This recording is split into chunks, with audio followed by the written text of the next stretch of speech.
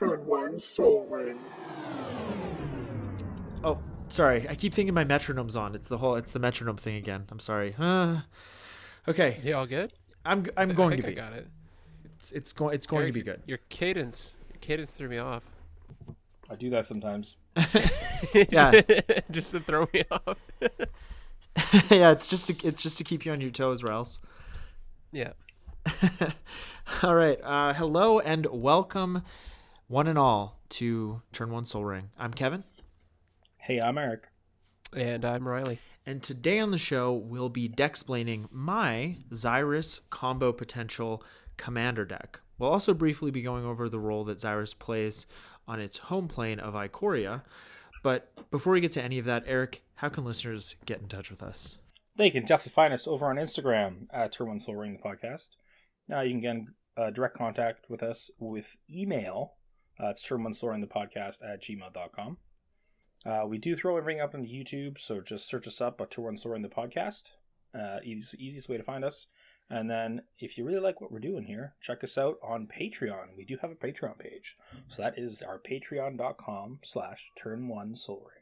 Email. Yeah, so the lore of Xyris. First up, I'll just read the card in case you're unfamiliar. It is Xyris the Writhing Storm. It costs 2. He's writhing. He's just writhing around all over the air, I guess. He's just kind of like, yeah, he's a slippery little snake. Yeah. He's 2, a green, a blue, and a red for a 3/5 legendary snake Leviathan with flying. Whenever an opponent draws a card, except the first one they draw in each of their draw steps, create a 1/1 green snake creature token. And whenever Xyris, the Writhing Storm, deals combat damage to a player, you and that player each draw that many cards. So this was one of the secondary commanders in the Calamax commander deck from 2020, the Ikoria commander decks. And a little bit about this little rascal. He's not that little, actually. He is a giant flying snake, Leviathan, of course, with a particular taste for humans. Likes to eat them. Oh.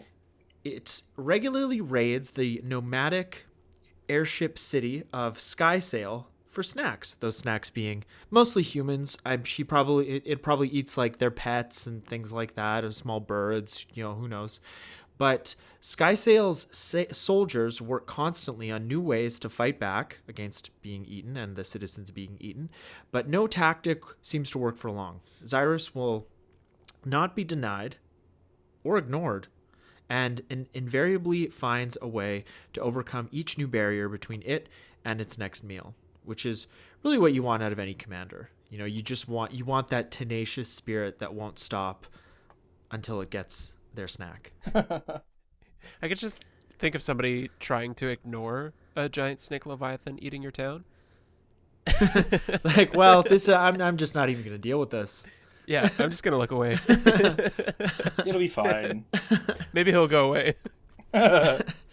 So let's just move right on to the deck list. As usual, you can follow along with us by using the Deckstats link in the show notes below. And before we get to the deck list itself, I will, of course, explain the goal of this deck. But I'll also say that I did put a few cards in here that I don't actually own, which is something that I don't normally do. I think it's something that most of us shy away from. But I thought it would be fun for this particular deck to just let budget be of no consequence, and I just put in a lot of very expensive cards. This would be a very expensive deck to build, but you can also build this deck in a fun budget way if you want to.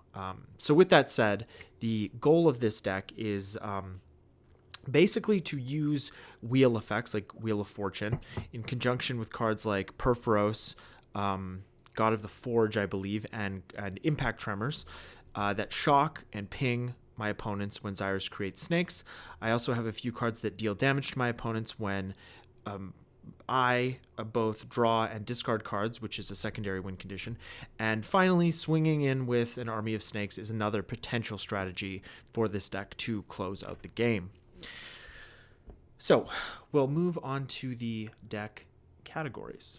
First up here, I believe we'll start with removal. So in this category, I have Chaos Warp, Frozen Grip, Nature's Claim, Pongify, and Rapid Hybridization. It's always a shame when you can't run like Path to Exile and Swords to Plowshares, but I feel like Pongify and Rapid Hybridization are in that same arena of just very efficient creature removal spells. Oh yeah, for sure. Yeah, I like how we have one red spell that hits anything. We have 2 green spells that'll hit artifacts or enchantments, and then we have 2 blue spells that will hit creatures. Nice and even. What a weird world, eh?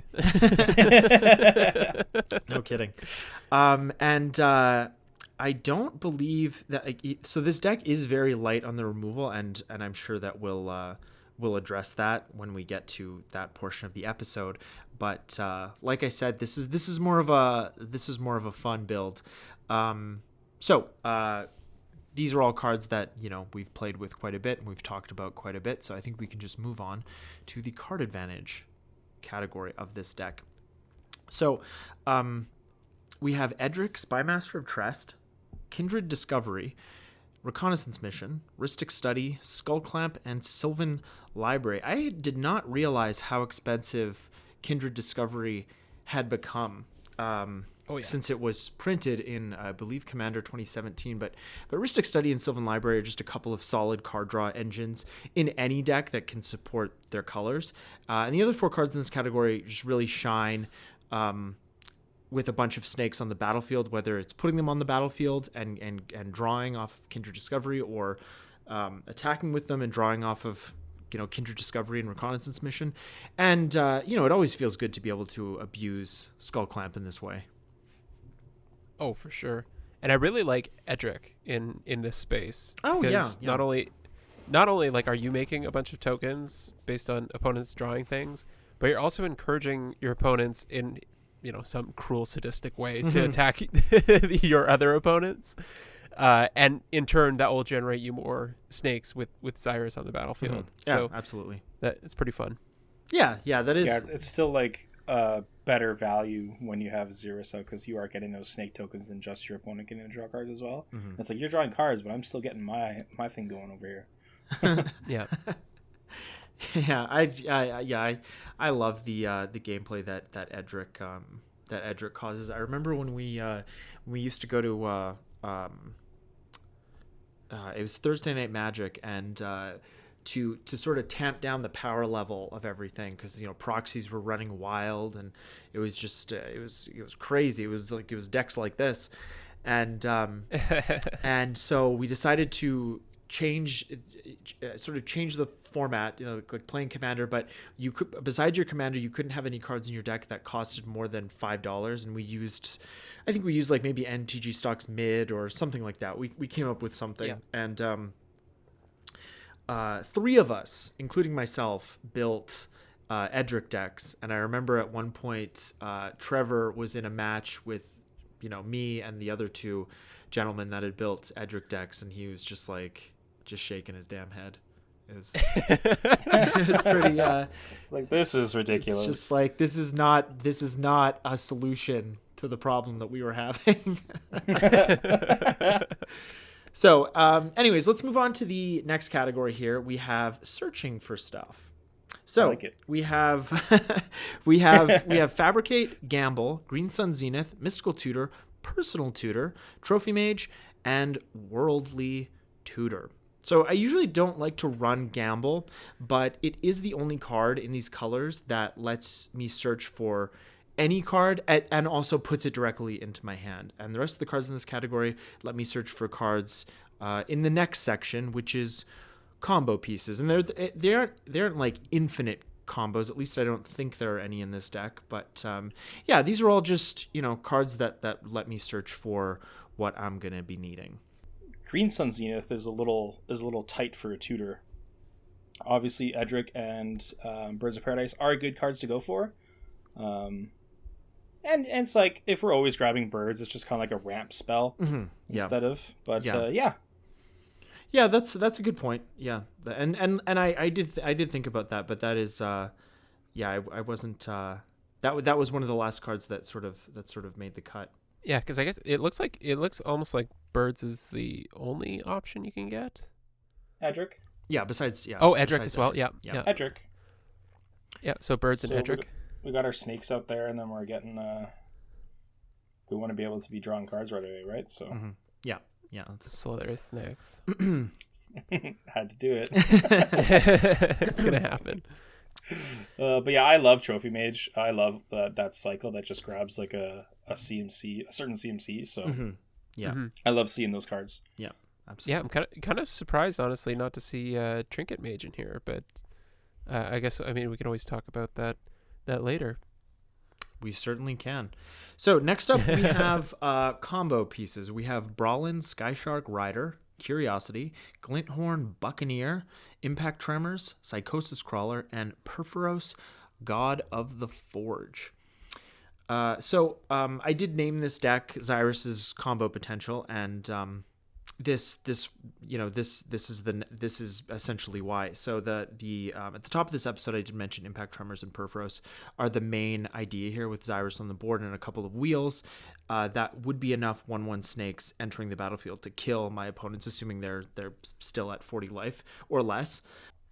And we also have things like Glinthorn Buccaneer, which works with wheels, works with me discarding cards and hitting my opponents. Brawlin works in a similar way, and that's sort of what I'm thinking for what the win condition is going to be of this deck, besides attacking with an army of snakes, which I did mention. Yeah, I definitely like the potential of being able to wheel cards away and then dealing damage to everybody for it. It's pretty cool. Yeah, it's nice to finally have an application for Brawlin Skyshark Rider. Yeah, and Brawlin and Glinthorn and Perforos makes sense, but Curiosity kind of sticks out to me. Like, what are you looking to stick this on to combo out with it? Curiosity. Well, I was thinking that if I put it on, Glinthorn or Brawlin, I could just continue to draw cards.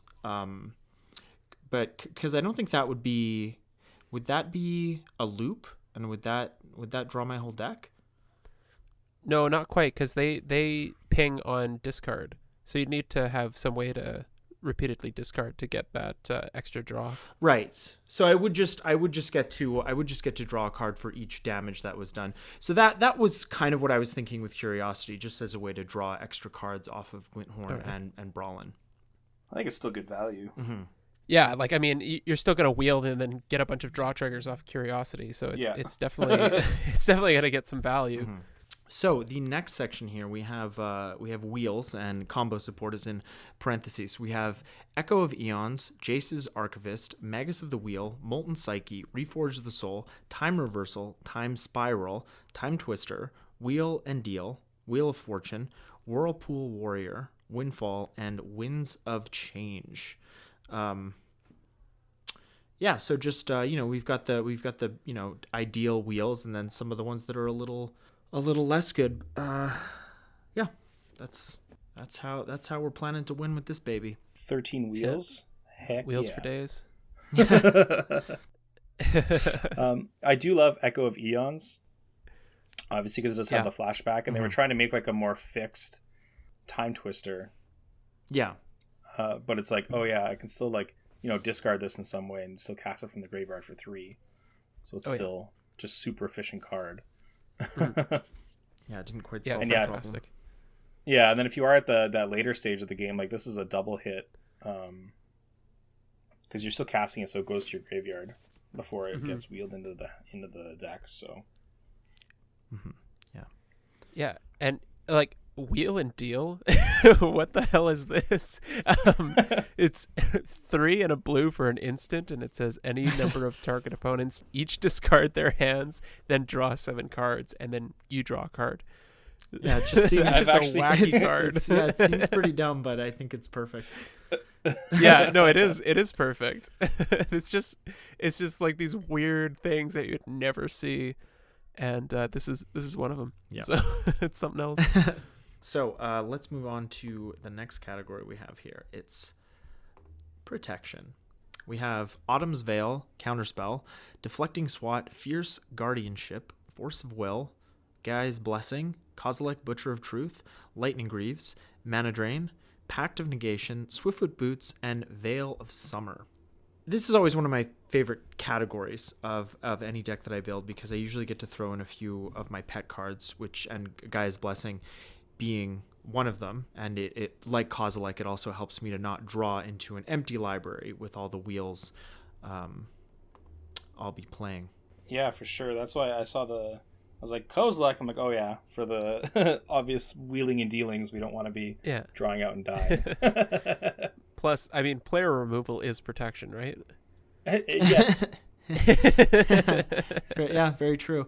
And I think when it comes to like an anti mill strategy and using one of the two Eldrazi Titans, I think Kozilek is usually the one that you'd want to go for more, because it draws you cards if you do need to cast it. Whereas, does Ulamog just destroy a permanent or destroy two permanents? I can't remember. I think a Ritual Ulamog is one permanent. It destroys one permanent. The new one exiles two permanents. That's right. Yeah. So yeah, just we've got some protection all-stars in here. Got some counter spells. Got some green counter spells, and I mean, Counterspell, Fierce Guardianship, Mana Drain, and Force of Will, plus the Pact Negate. I'm on board. Yeah. Let's do this. I love it. So, let's move on to the ramp section of this deck. We have Arcane Signet, Ashnod's Altar, Birds of Paradise, Carpet of Flowers, Dockside Extortionist, Gruul Signet, Izzet Signet, Lotus Petal, Mana Crypt, Mana Echoes, Phyrexian Altar, Simic Signet, Soul Ring, and Talisman of Creativity, Curiosity, and Impulse. So we got 16 of these babies. And, again, nothing too out of the ordinary in this category. I like to keep the ramp package tight. I do have the altars in here, the Ashnod's Altar and Phyrexian Altar, because I'm hoping that I'll be able to sacrifice a few token snakes for some extra mana. And it's also never a bad thing to have a free sacrifice outlet to deter your opponents from trying to steal your creatures. The altars also combo well with Skull Clamp, so that's also just a nice little extra synergy there. Mm-hmm. Yeah. I mean, it looks like you like ramping. Yeah. We do have the old Carpet of Flowers in here, which is 1 green for an enchantment. At the beginning of each of your main phases, if you haven't added mana with this ability this turn, you may add X mana of any one color, where X is the number of islands target opponent controls. Yeah, really a card that I feel like we should be seeing more of in the format, because there's usually somebody playing blue. Usually, yeah. I think Carpet of Flowers is actually a really good card. Mm-hmm. And I think it definitely gets slept on. I think it did get a reprint in Mystery Boosters or the list. I can't remember. Yeah, I think it's in Mystery Booster, but it's going for about just under $17 US right now. So yeah, no, it's not. It's certainly not budget by any stretch. I bought one of these things for $1. Yeah, when I got back into Magic several years ago, I bought a Carpet of Flowers for very little money. Yeah, I wish I'd bought more. Also, Dockside Extortionist is a card that has been steadily gaining value. I had you'd almost be. It's almost worth it still to just go and buy the Savine Commander deck from 2019, I think. And because that thing, a local game store here, that deck is around $60 still, maybe a little bit less. So that would be worth it right there. But anyways, yeah, that's Mana Echoes is another one I wanted to just briefly mention. It's 2 and 2 red for an enchantment. Whenever a creature enters the battlefield, you may add an amount of colorless mana equal to the number of creatures you control that share a creature type with it. So with all the snakes coming in, that's just a lot of incidental mana that I'll be able to use on all the extra cards that I'm drawing. So that's what I was thinking with Mana Echoes. Also, another card that's had a price. Well, it's had a price decrease actually recently with Double Masters. So it's a good time to pick that up before it creeps back up again.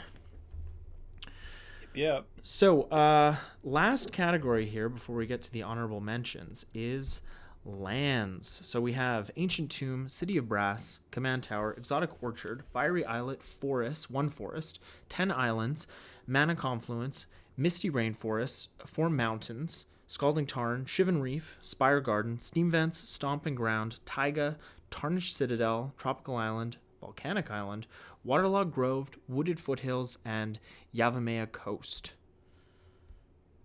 You guys wondering why I put Tarnished Citadel in here? What the hell is Tarnished Citadel? Yeah, like why? It taps for it's colorless, and you can tap it to add 1 mana of any color. Tarnished Citadel deals 3 damage to you. I run this in my Narset deck, and I always have, and it's just a way. It's just one more way to have a 5-color land that doesn't have any other restrictions when it comes to tapping for mana. And I think this particular deck has potential to be really fast, so I just didn't want to have any. I didn't want to have any trouble when it came to fixing. That's why it's in here. Yeah, it's something else. It's like City of Brass on drugs. Yeah, Yeah. well, it's never let me down, and if fixing is a concern, I would check it out. But that's another card that's really creeped up in price in the last couple of years. I think due to CEDH. That makes sense. Yeah, 20 almost $24 on Scryfall. Damn. Yeah. Damn. I bought my copy for like $5. Yeah.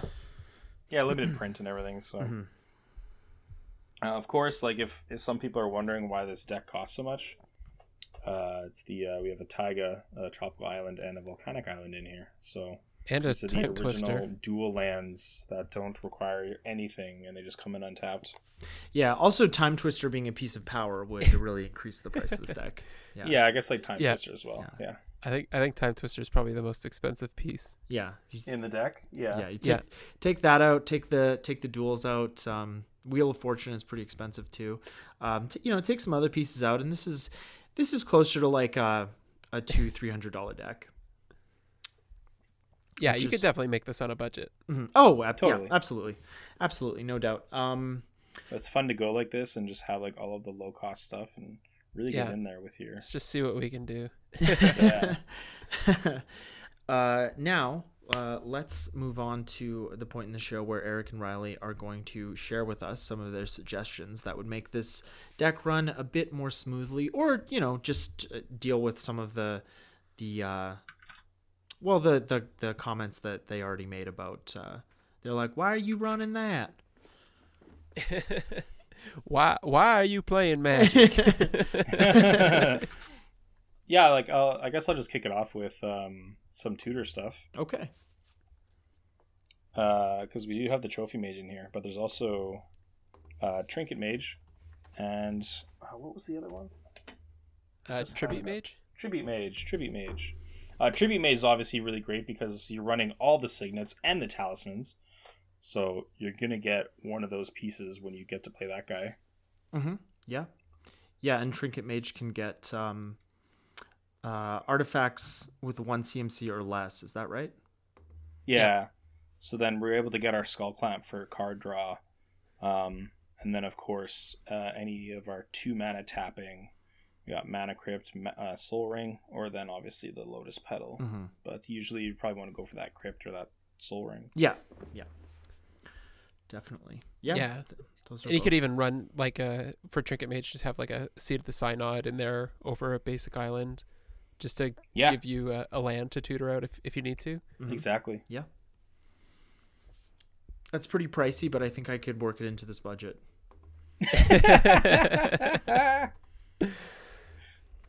I got some options for wheels.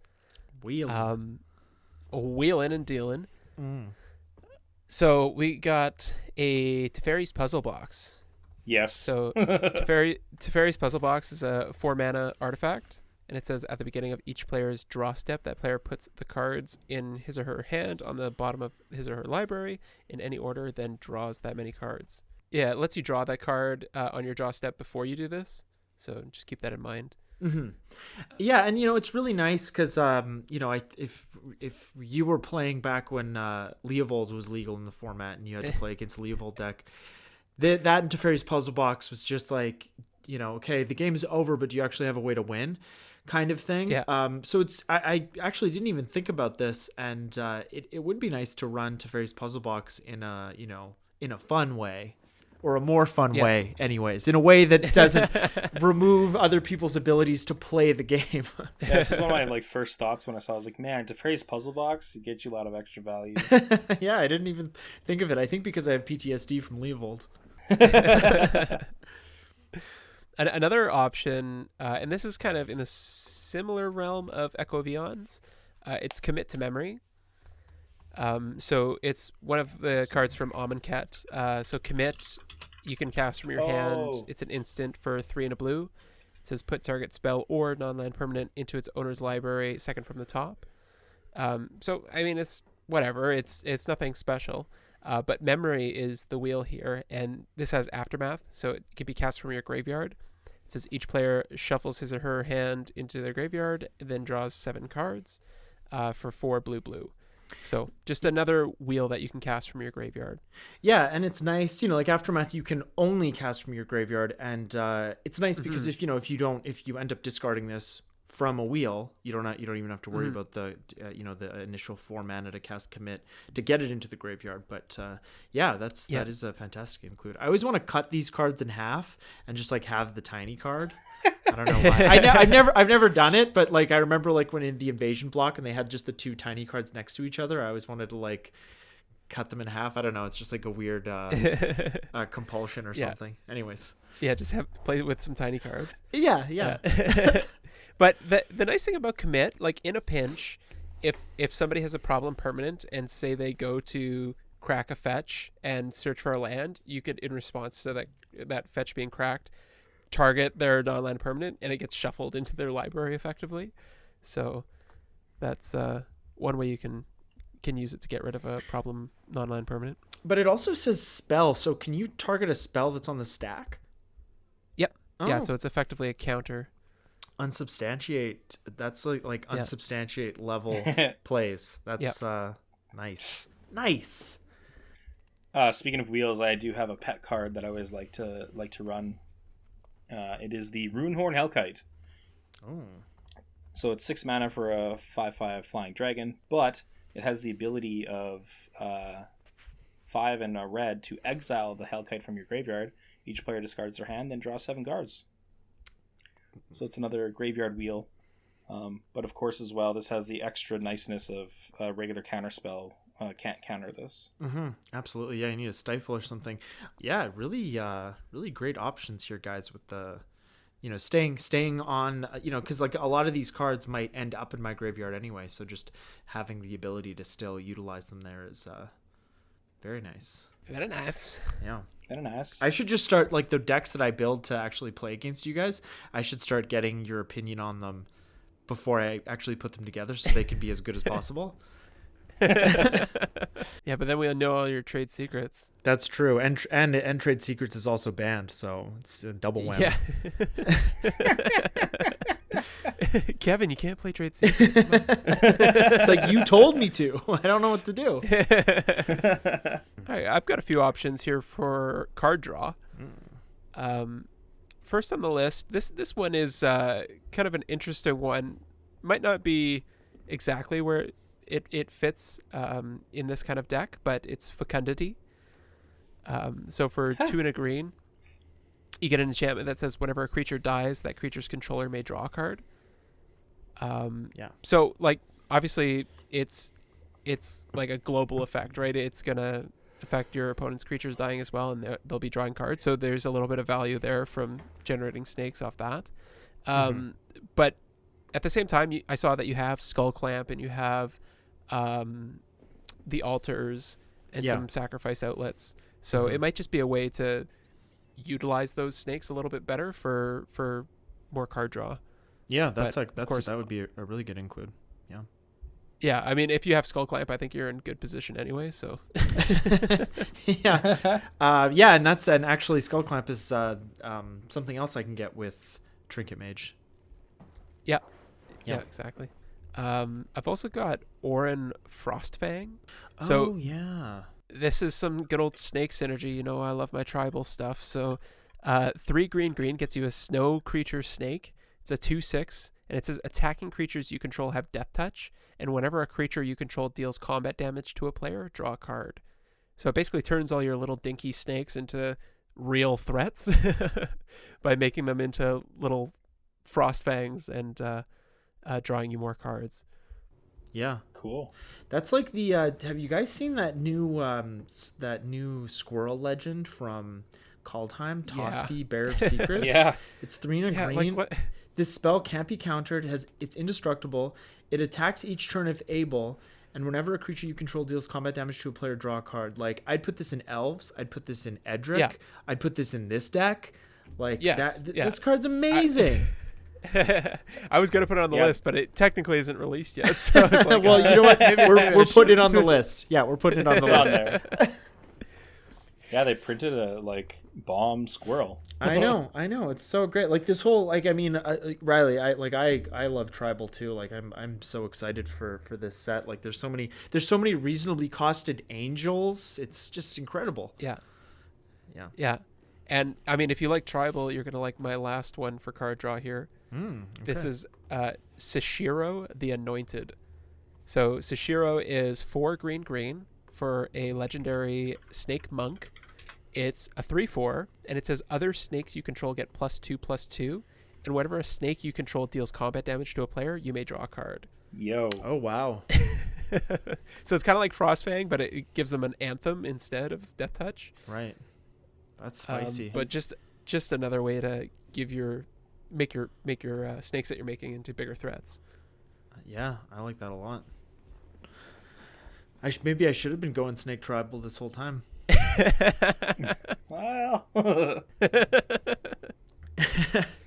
So for combo pieces, I notice you have Curiosity. So if you want to go that route, Niv Mizzet the Firemind is a loop.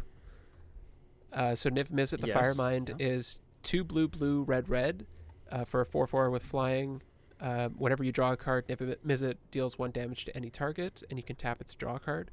So with Curiosity, you can just target your opponents and draw your deck and shoot them down, hopefully. Yeah. So, I mean, playing with fire, because you can only deal as much damage as you have in your deck, but you have a number of wheels that shuffle your graveyard in, so you'll probably have enough fuel. Yeah, that is a good. And I did. I knew about that particular loop in practice, but I guess I just didn't think about this card. But other redundant copies of Curiosity are Keen Sense, which is just a color shifted version of Curiosity. It's a green version of Curiosity, and Snake Umbra. So Snake Umbra is 2 and a green for an aura. It gives the creature totem armor though, and it gives them +1/+1. And whenever they deal damage to an opponent, you may draw a card. And it's on theme for a snake tribal deck. There you go. Yeah, it is. One that I added in during our discussion, I mean, we saw your protection section, and I just felt like it might be fitting to slot in a Pyroblast. Oh, yeah. Pyroblast is, I mean, if you're worried about counterspells, that's got you covered. Mm-hmm. You're right. I am worried about counterspells. And then I've got an other category here, so things that didn't quite fit in everywhere else. So on the Snake Tribal theme, I've got Cassetto Orochi Archmage, which we were just talking about before the show, but 1 green and blue for a legendary Snake Wizard. It's a 2/2, and it has an activated ability that says green in a blue, target creature can't be blocked this turn, and if that creature is a snake, it gets +2/+2 until end of turn.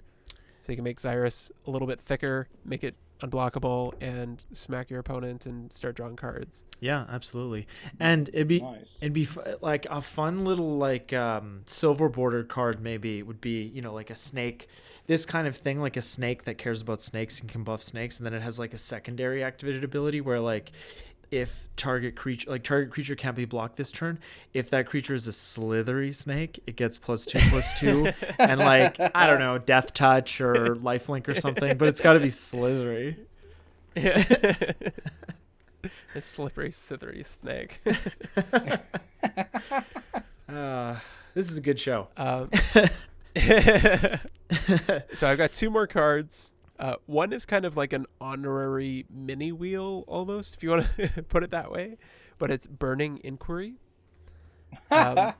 So Burning Inquiry is red for a sorcery that says each player draws 3 cards, then discards 3 cards at random. Yeah, this is a fun card. Yeah, I love that. I've never seen this before. This is, anything that discards things at random is kind of fun. Like that, like I put gamble in here, and it is just that, a gamble, but it is kind of fun to discard that card at random, and then everyone's like looking at you like, is that the card that you search for? And you're like, no. You always say no. Like, no. No. Even if it was, I wouldn't tell you. I would never tell you. So it's no. But think about it. Like with Xyris on the battlefield, you play Burning Inquiry for a red mana. You get 9 snakes out of the deal most of the time, and then sure, you discard 3 cards at random, but who cares? You just got like 9 power, 9 toughness for 1 mana. So you make a good point, Riley. I like this card. And then the last one, Guy's Cradle. I mean, you want to go big on the budget? Guy's Cradle. Right. I don't know. Guy's Cradle. I don't know how I gave that one a miss with all the crazy expensive cards I put in this deck, but that's a solid include. Maybe I'll just pop out a forest or something. Ooh, there's only one. I don't know. I'm gonna have to rethink the mana base entirely. Yeah, you might need to have another look. All right, Eric. Yeah, the last little thing I had was we have all of these snakes that we're making. Mm-hmm. So if we had a way of attacking with them the turn that came out, that could even just seal the deal right away. Very true. So we do have cards like Fires of Yavimaya, which just says creatures you control have haste, and you can sacrifice it to give a creature +2/+2. Or then, of course, you can play Rhythm of the Wild, which gives your creatures riot, and you can choose to have them haste or a +1/+1 counter. Isn't it non-token creatures? Oh, is it non-token? I think it's it's non-token. non-token. Yeah, that's how they get you. Never mind. But there's things like Fires of Yavimaya. yeah, there you go. Yeah. Or like Fervor is just like just Fervor, haste, or what's the Concordant Crossroads. yeah, Hammer of Perforos is another good one if we just want to keep it one-sided. You know what? If we really wanted to be bad at Magic, we could do Need for Speed and sacrifice all our lands. It's I don't know if that's bad at Magic. I feel like that's like an achievement unlocked. Yeah, if you win with that, you're like, oh, good on you. Whoa, Yeah. he's a master. Yeah. Yeah. Well, all right, guys. Well, those are some solid includes. I'm gonna take your suggestions back to the drawing board, and think about this. You've given me a lot to think about.